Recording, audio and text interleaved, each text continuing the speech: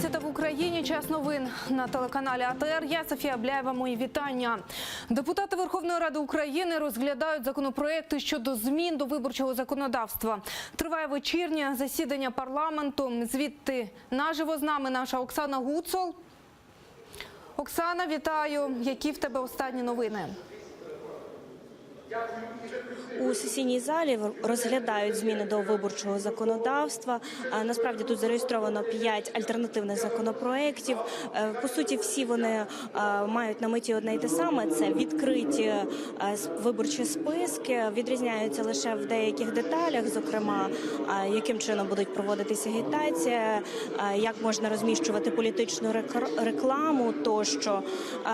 Раніше народні депутати вже проголосували за два законопроекти щодо зняття депутатської недоторканності, направили їх на експертизу до Конституційного суду.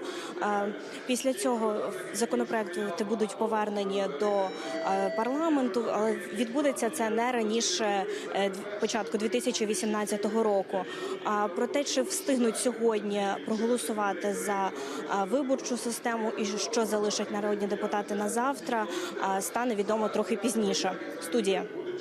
Дякую, Оксано. Це була наша кореспондентка Оксана Гуцул. Нині вона знаходиться у будівлі Верховної Ради, а під будівлею Верховної Ради працює наш кореспондент Віктор Пономарьов. Він знаходиться біля мітингувальників, які вже третій день мітингують під будівлею Ради. Вікторе. Так, власне, тут біля Верховної Ради на вулиці активісти все ще продовжують залишатися на площі Конституції. Вони все ще слухають про те, що відбувається у Верховній Раді, як депутати працюють, чи дотримуються вони тих законів, за які тут люди вийшли стояти. Безпосередньо зараз на одному із виходів з боку готелю «Київ» працівники Національної гвардії та поліція повністю заблокували вхід та вихід. Люди не можуть ні вийти, ні зайти. Водночас по ту сторону забору за поліцією також стоять мітингарі, і вони намагаються пронести до табору спальні мішки та інші каремати та інші необхідні речі для того, щоб ночувати. Але людей туди не пропускають. Нам також не вдалося поки що туди дійти. Ми будемо намагатися це зробити. Всю нову інформацію ми будемо повідомляти в наступних випусках. Дякую. Це був наш кореспондент Віктор Пономарьов. Він нині знаходиться під будівлею Верховної Ради, де вже третій день проходить акція «Антикорупційний Майдан». У Києві Солом'янський райсуд обирає запобіжний захід нардепові Бориславу Розенблату. Він кілька годин тому намагався вилетіти до Німеччини. Детективи НАБУ зняли його з рейсу в аеропорту Жуляни. За інформацією видання «Уніан», в кишенях депутата детективи знайшли коштовності. Сам він цю інформацію спростовує. Під будівлею суду зараз працює наша кореспондентка Вікторія Блязова. Вона наживо з нами. Вікторія, чи відомо, який запобіжний захід оберуть нардепові?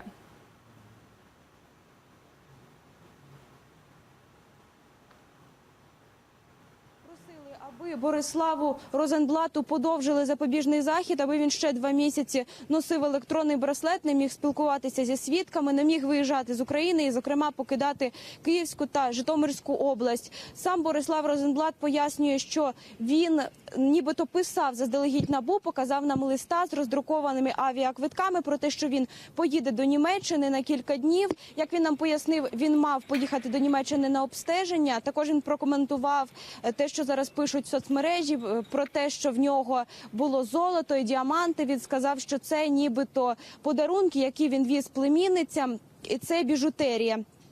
Зараз вже в суді перерва, дали 3 години, аби адвокати змогли ознайомитися з матеріалами справи, тому ми очікуємо, яке ж рішення прийме суд. Софіє? Дякую. Це була наша кореспондентка Вікторія Аблязова. Ми слідкуємо за розвитком подій щодо затримання народного депутата України Борислава Розенблата. Сьогодні ж Верховна Рада схвалила і медичну реформу. Депутати проголосували за проект закону про державні фінансові гарантії надання медичних послуг та лікарських засобів. Передбачається зміна моделі фінансування, вводиться міжнародні протоколи лікування, страхова медицина та плата за послуги лікарів. Цю реформу вже називають введенням платної медицини для українців, проте так вважають не всі.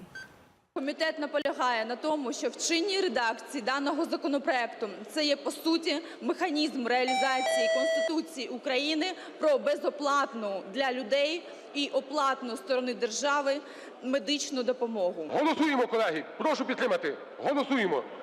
Прошу підтримати! Прошу усіх підтримати!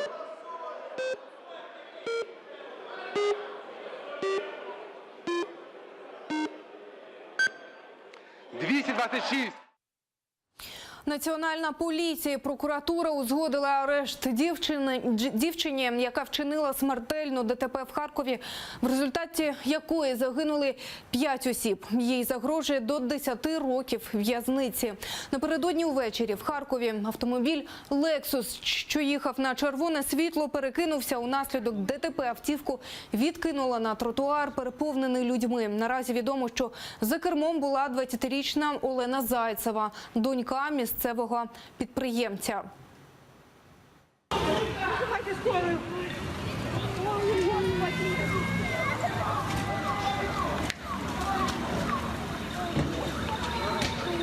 Після чого автомобіль Lexus RX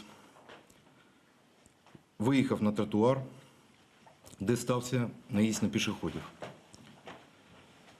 Внаслідок ДТП на місці пригоди загинуло 5 осіб. Скрип шин, колес, и это все скрежет металла. И я просто понимаю, что что-то мне летит просто в лицо. И потом уже я просыпаюсь, меня друг поднимает, он говорит, что «Господи, что с тобой?» И я просто понимаю, что мне прилетело кусок металла вот реально в лицо. Крім того, що в результаті цієї аварії загинуло 5 людей, ще 4, серед яких і вагітна жінка у вкрай важкому стані, шпиталізували. 2 людини, які також дістали поранень, їхати до лікарні відмовилися. Это 3 женщины, 1 мужчина. Все имеют сочетанные травмы. Это повреждение головы, в том числе головного мозга, грудной клетки, брюшной полости и скелетную травму. 2 из них в тяжелейшем состоянии, в тяжелом, 2 в состоянии ближе к средней тяжести.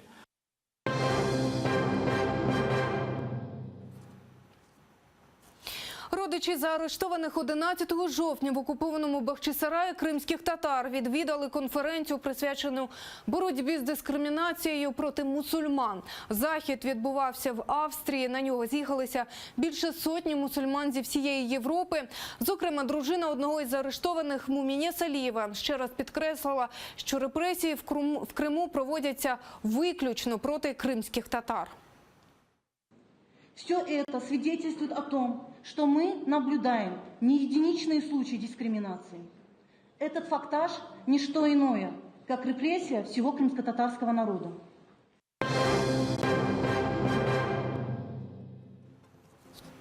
З українським прапором за демократію і проти популізму в Чехії і світі.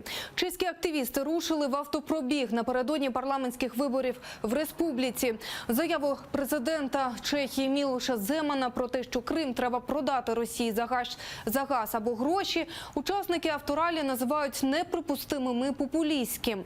Організатори акції називають Земана, Путіна, Трампа і Ердогана гусінню, яка пожирає демократію. Вони закликають не підтримувати цих лідерів. Автопробіг, що триватиме до 21 жовтня, так і назвали «Гусінь».